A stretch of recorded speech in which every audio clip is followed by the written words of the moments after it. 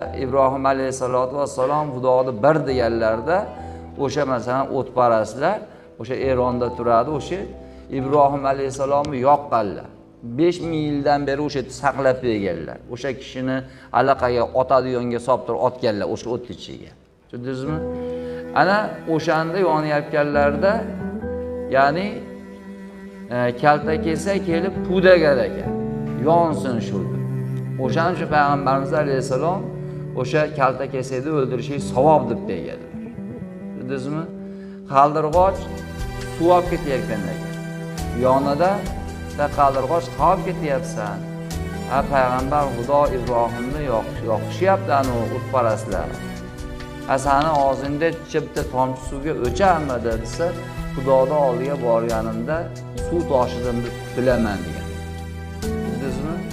Tek turadigan bo'lsangiz hech ham qutularingiz